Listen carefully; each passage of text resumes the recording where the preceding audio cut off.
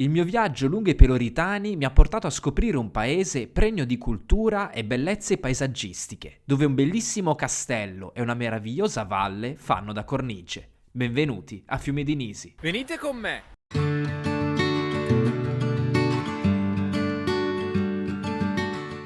Le origini di Fiume di Nisi vengono fatte risalire al VII secolo a.C., quando i coloni greci calcidesi fondarono su un'altura la colonia di Nisa e chiamarono il fiume, oggi chiamato Nisi, Chrysoroas, ossia dall'aurea corrente, in quanto tra le arene del fiume trovarono delle sottilissime pietruzze d'oro.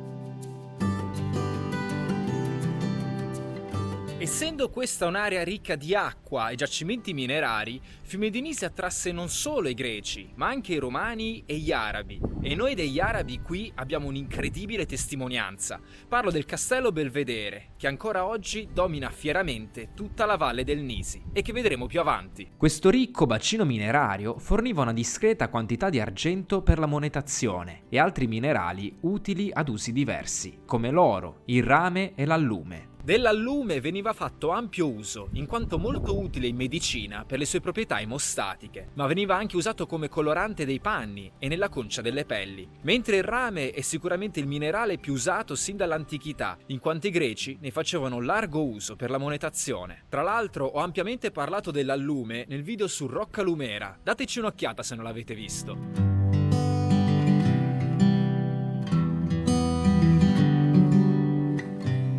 Durante il periodo normanno il sito dell'antica Nisa, nei pressi del castello, fu abbandonato e l'abitato fu trasferito nell'odierno insediamento urbano, proprio vicino al fiume. L'abitato cambiò nome in Flumen Dionisi, ossia il fiume di Dionisio, derivato proprio dalla vicinanza del fiume che nasce dal ricordo di Dionisio, divinità venerata nell'antica colonia greca.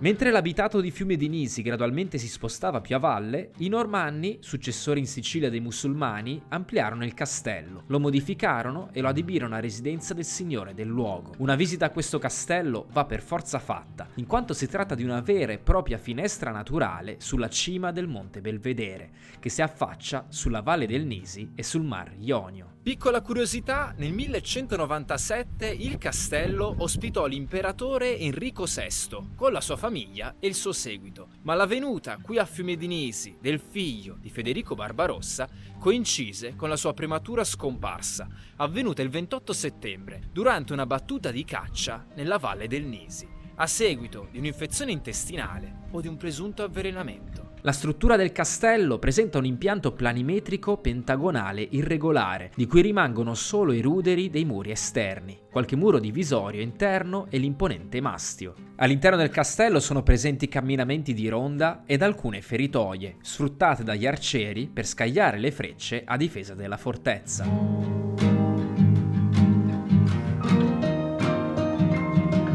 La parte più suggestiva del castello è quella orientale, dove si trova una grande porta, una vera e propria finestra sulla riviera ionica.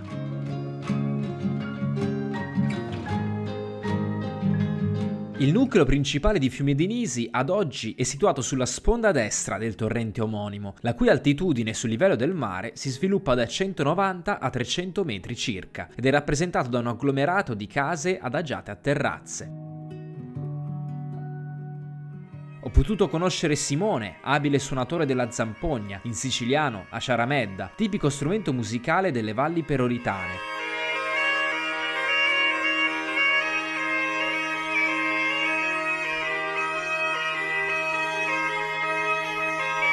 E ho conosciuto anche Angelo, che porta avanti l'antico sapere del suonare le campane.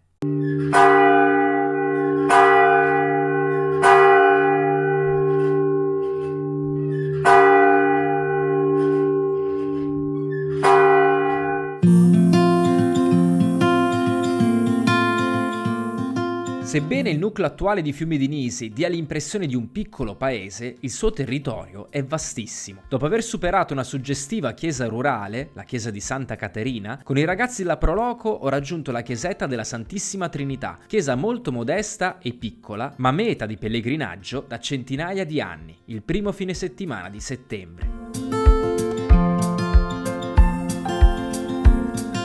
Completamente immersa nel verde dei boschi, la chiesetta si trova all'interno della riserva naturale orientata Fiume di Nisi e Monte Scuderi, riserva che tocca 7 comuni situati tra il versante ionico e quello tirrenico.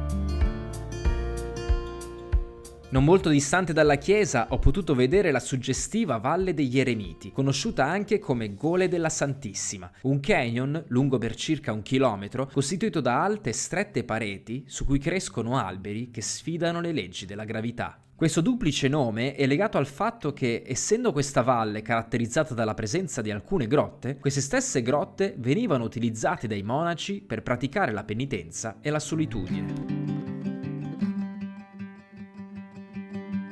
Ed infine abbiamo raggiunto Piano Margi, un enorme spiazzale da cui poter ammirare Monte Scuderi.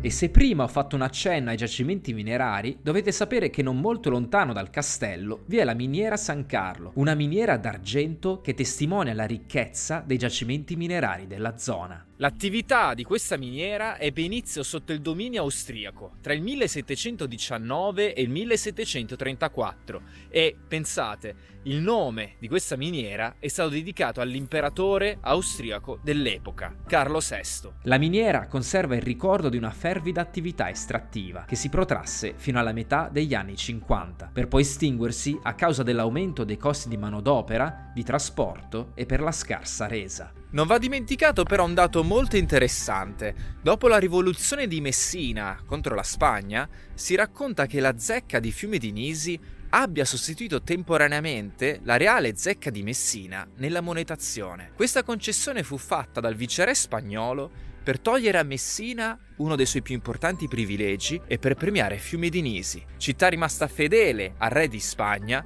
da dove proveniva il metallo argentifero utile alla coniazione.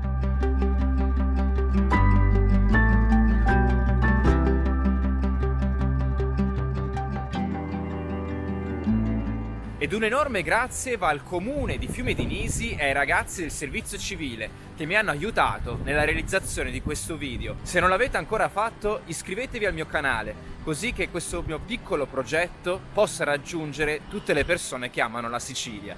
Grazie.